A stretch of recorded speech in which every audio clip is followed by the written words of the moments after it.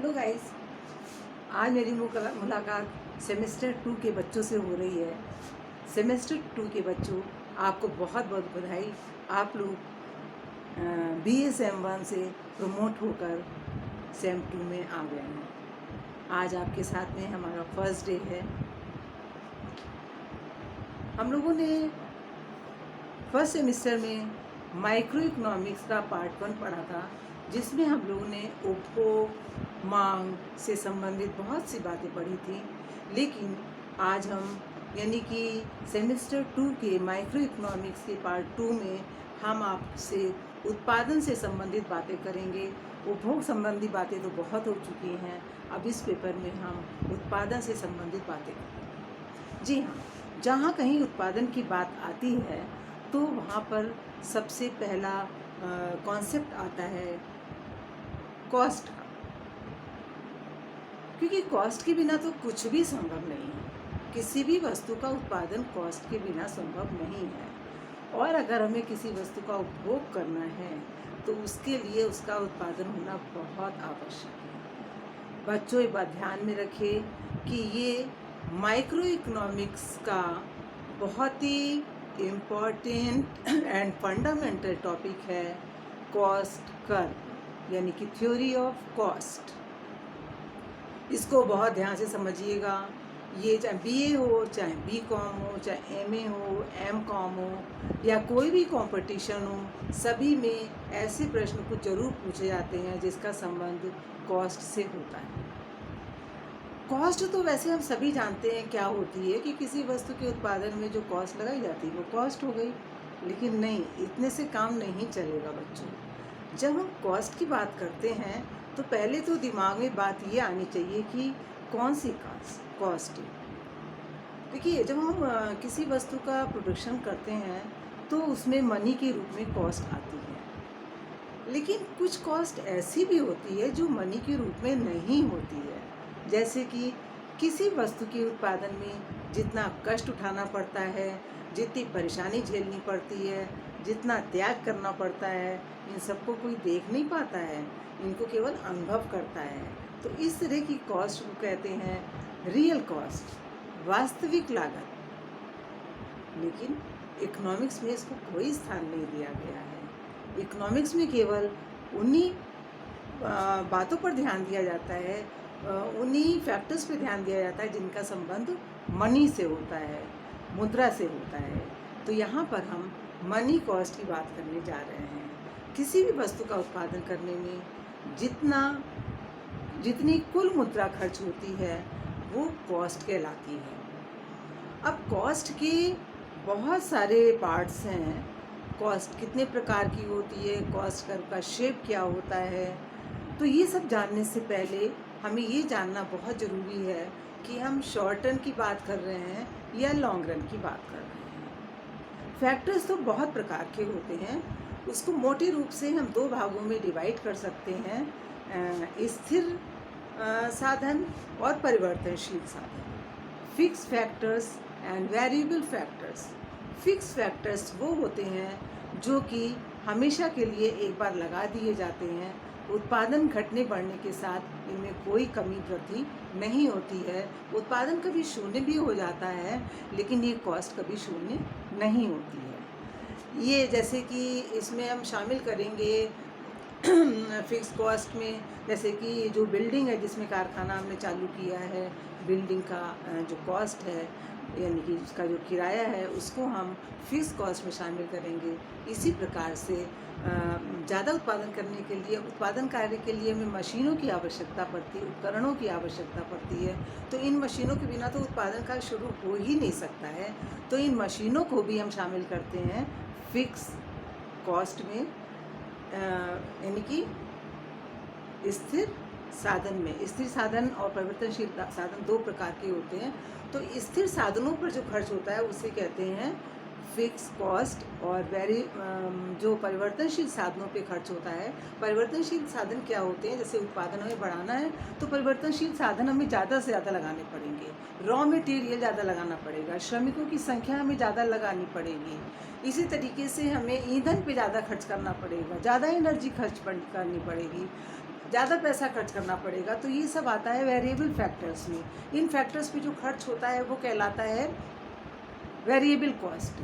अब हम चलिए स्टार्ट करते हैं। शॉर्ट रन की जब बात करते हैं, शॉर्ट रन में हम एक फैक्टर को फिक्स मान लेते हैं, बाकी सारे फैक्टर्स वेरिएबल होते हैं, एक फिक्स रहता है। लेकिन लॉन्ग रन में जो फिक्स फैक्टर होता है वो भी वेरिएबल हो जाता है, यानी कि सारे ही फैक्टर्स वेरिएबल फैक्टर्स होते हैं। ये तो शॉर्ट रन और लॉन्ग रन की बात हो गई। एक बात और समझ लीजिए कि इकोनॉमिक्स में जब किसी का अध्ययन किया जाता है तो वहाँ पे शॉर्ट रन की इम्पोर्टेंस ज़्यादा होती है बजाय लॉन्ग रन की। तो यहाँ पर शॉर्ट रन कॉस्ट कर्व के बारे में आपको हम पढ़ाने जा रहे हैं। सबसे पहले देखिए, आपने कॉस्ट कर्व को दो पार्टों में हमने डिवाइड किया है, short run cost curve, long run cost curve. Short run cost जो है वो 3 प्रकार की होती है।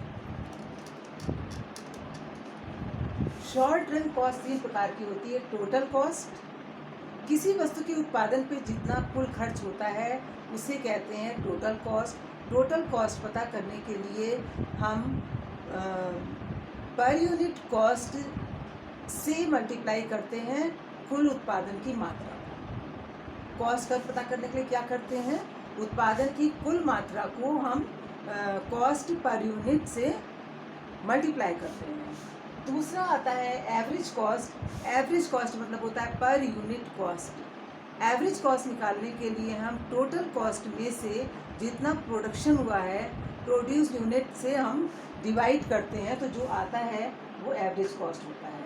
यानी एवरेज कॉस्ट क्या होती है, कुल कॉस्ट को हम कॉस्ट पर यूनिट से डिवाइड करें तो हमको एवरेज कॉस्ट, टोटल कॉस्ट को हम टोटल प्रोडक्शन से डिवाइड करें तो हमें मिलेगा एवरेज कॉस्ट। मार्जिनल कॉस्ट क्या होती है, मार्जिनल मतलब होता है अंतिम, यानी मार्जिनल कॉस्ट मतलब अंतिम इकाई की लागत जो होती है उसे कहते हैं मार्जिनल कॉस्ट।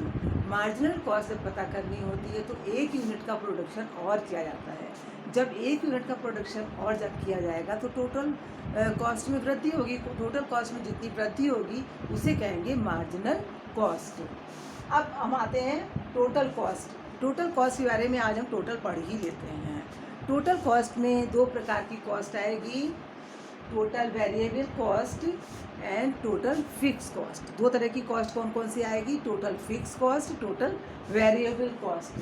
तो सबसे पहले हम टोटल फिक्स कॉस्ट देखिए, आपने total cost is equal to total fixed cost plus total variable cost. तो यहाँ पर वेरिएबल कॉस्ट और फिक्स कॉस्ट को पहले एक बार फिर से हम समझ लेते हैं।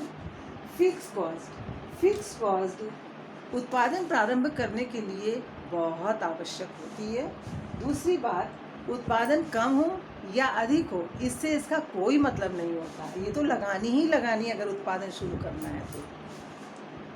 थर्ड है कि हाँ बच्चों, एक खास बात है, ये ऑब्जेक्टिव में क्वेश्चन आ सकता है, नॉर्मल प्रॉफिट को यानी सामान्य लाभ को फिक्स कॉस्ट में ही शामिल किया जाता है। कौन से लाभ को, नॉर्मल लाभ को, नॉर्मल प्रॉफिट को, सामान्य लाभ को किस में शामिल करते हैं, फिक्स कॉस्ट में शामिल करते हैं।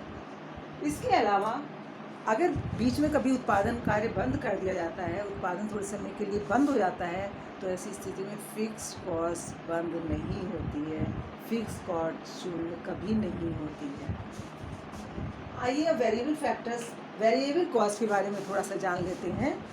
वेरिएबल कॉस्ट उत्पादन में परिवर्तन के साथ घटती बढ़ती है। अगर उत्पादन बढ़ाया जा रहा है तो वेरिएबल कॉस्ट बढ़ेगी, अगर उत्पादन कम किया जा रहा है तो वेरिएबल कॉस्ट कम हो जाएगी। उत्पादन बंद होने पर वेरिएबल कॉस्ट 0 हो जाती है।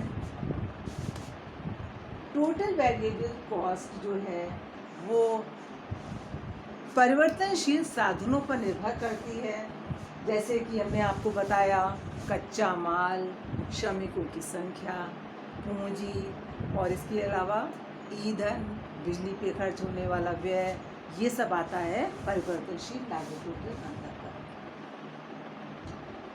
एक बात और है कि जो टोटल वेरिएबल कॉस्ट है उसका संबंध उत्पत्ति के नियमों से होता है। उत्पत्ति के 3 नियम होते हैं। उत्पत्ति वृद्धि नियम, इसमें क्या होगा, वेरिएबल कॉस्ट बढ़ेगी लेकिन धीमी गति से बढ़ेगी। उत्पत्ति समता नियम, इसमें लागत बढ़े, वेरिएबल कॉस्ट बढ़ेगी लेकिन समान गति से बढ़ेगी, सामान्य गति से बढ़ेगी। और उत्पत्ति ह्रास नियम में क्या होता है, वेरिएबल कॉस्ट बढ़ेगी लेकिन बहुत तेज गति से बढ़ेगी। आइए अब सब प्रकार की कॉस्ट, टोटल कॉस्ट के अंतर्गत जितनी भी कॉस्ट आती हैं, fix cost, variable cost, total cost, इन सब को जानने के लिए एक टेबल बनाना बच्चों बहुत आवश्यक है। उस टेबल को आप लोग ना ऐसा करिएगा, समझ लीजिएगा ठीक से। तो जैसे कि यूनिट कितना प्रोडक्शन हो रहा है, 0, 1, 2, 3, 4, 5। अब टोटल फिक्स कॉस्ट उतनी ही रहेगी कितना भी उत्पादन हो। कितनी है टोटल फिक्स कॉस्ट, 200, तो 200 ही रहेगी, उत्पादन चाहे कितना भी बढ़ा दिया जाए। टोटल वेरिएबल कॉस्ट, जैसे जैसे प्रोडक्शन बढ़ेगा वैसे वैसे वेरिएबल कॉस्ट बढ़ेगी। जब प्रोडक्शन शून्य होगा तो टोटल वेरिएबल कॉस्ट भी शून्य होगी। इसके बाद टोटल कॉस्ट, जैसे जैसे प्रोडक्शन बढ़ेगा वैसे वैसे टोटल कॉस्ट बढ़ेगी, लेकिन जब उत्पादन शून्य है तो टोटल कॉस्ट कितनी होगी, टोटल फिक्स कॉस्ट के बराबर होगी, यानी कि 200 रुपये होगी। ये है टोटल फिक्स कॉस्ट कर्व। ये कर्व जो है वो एक्स एक्सिस के समानांतर है। समानांतर क्यों है, समानांतर इसलिए है क्योंकि कॉस्ट फिक्स है 200 रुपये। 200 रुपये कॉस्ट फिक्स है, चाहे उत्पादन कम किया जाए या ज़्यादा किया जाए या घटाया जाए, ये कॉस्ट फिक्स रहेगी, 200 के बराबर रहेगी। तो ये जो कर्व है, बड़ी रेखा है, ये टोटल कॉस्ट कर्व को दिखा रही है।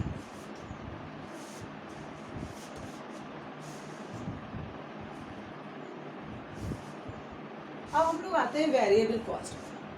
टोटल वेरिएबल का कॉस्ट, ये उत्पादन शून्य होने पर शून्य हो जाती है।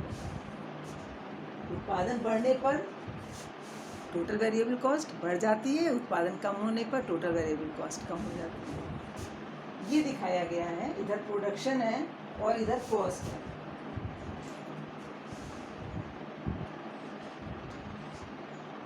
वेरिएबल कॉस्ट, तो आप देखें जैसे जैसे प्रोडक्शन बढ़ रहा है वैसे वैसे टोटल वेरिएबल कॉस्ट बढ़ती आ रही है। शुरू में ये धीमी गति से बढ़ रही है क्योंकि उत्पत्ति वृद्धि नियम लागू हो रहा है, फिर ये समान गति से बढ़ रही है क्योंकि उत्पत्ति समता नियम लागू हो रहा है, उसके बाद में ये तेज गति से बढ़ रही है। क्यों, क्योंकि लास्ट में उत्पत्ति ह्रास नियम लागू होता है। टोटल कॉस्ट कर्व बनाने के लिए हम टोटल फिक्स कॉस्ट और टोटल वेरिएबल कॉस्ट कर्व दोनों बनाएंगे। यहाँ पर ये जो TFC रेखा है ये टोटल फिक्स्ड कॉस्ट कर्व को दिखा रही है, और ये जो बढ़ती हुई रेखा है F से जो बढ़ रही है रेखा TC तक, ये है टोटल कॉस्ट कर्व। अब इसमें वेरिएबल भी शामिल है और फिक्स कॉस्ट भी शामिल है। तो इसमें ये देखना है कि टोटल फिक्स कॉस्ट जो है वो बड़ी रेखा है, उत्पादन घटे बढ़े इसमें कोई फर्क नहीं आना है। टोटल कॉस्ट में से ये जो टोटल कॉस्ट है इसमें से अगर हम टोटल फिक्स कॉस्ट को माइनस कर देते हैं तो क्या बचेगा, टोटल वेरिएबल कॉस्ट बचेगी। उत्पादन शून्य होने पर टोटल फिक्स्ड कॉस्ट कितनी होती है, उत्पादन शून्य होने पर टोटल फिक्स्ड कॉस्ट शून्य नहीं होगी।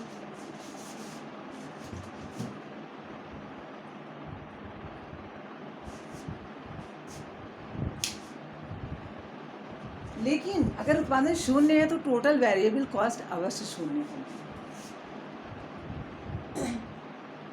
जैसे कि इसमें दिखाया गया है, अगर उत्पादन OM किया जा रहा है, ध्यान से देखिए उत्पादन कितना हो रहा है, OM के बराबर हो रहा है, तो ऐसी स्थिति में जो फिक्स कॉस्ट है वो कितनी होगी, M से लेकर B तक इतनी फिक्स कॉस्ट होगी, और वेरिएबल कॉस्ट कितनी होगी, B से A तक इतनी टोटल कॉस्ट है। A से M तक, इसमें से M से B तक फिक्स कॉस्ट है और B से A तक यानी A से B तक वेरिएबल कॉस्ट है। फिर इसके बाद जब उत्पादन बढ़ के ओ एन हो जाता है तो क्या हो जाता है, टोटल कॉस्ट हो जाती है सी से एन तक। इसमें फिक्स कॉस्ट कितनी है, बी से एन तक, और वेरिएबल कॉस्ट कितनी है, सी से डी तक। यानी कि total cost is equal to total fix cost plus total variable cost, यानी N D plus C D बराबर सी एन, सी से एन तक की ये टोटल कॉस्ट है। इसमें फिक्स कॉस्ट वेरिएबल कॉस्ट दोनों ही शामिल हैं। तो बच्चों आज की वीडियो में आपने समझा टोटल कॉस्ट के बारे में, चाहे वो टोटल फिक्स कॉस्ट हो, वेरिएबल कॉस्ट हो या दोनों का टोटल हो, तीनों को ही आपने बहुत ध्यान से समझा है।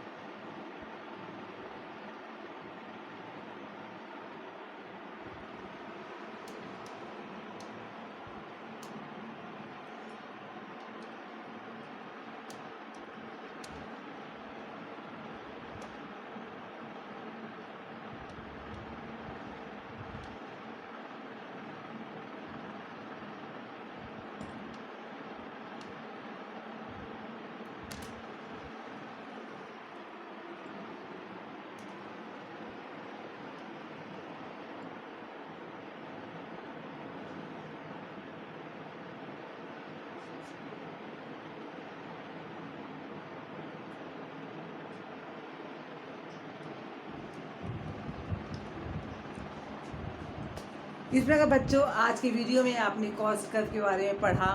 अगर ये वीडियो आपको पसंद आता है, इस वीडियो से आपको समझ में आता है, तो इस वीडियो को सब्सक्राइब अवश्य करिएगा।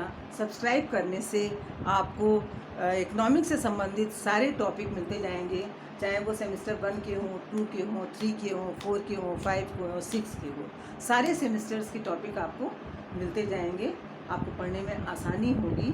इसके अलावा पसंद आने पर आप इसको लाइक अवश्य करें और उसमें कमेंट्स ज़रूर डालिए आप लोग। इसके अलावा अपने फ्रेंड्स में जो इकोनॉमिक्स के बच्चे हैं उनको आप लोग शेयर करिए, ताकि इस वीडियो का लाभ अधिक से अधिक बच्चों को प्राप्त हो सके। Thank you.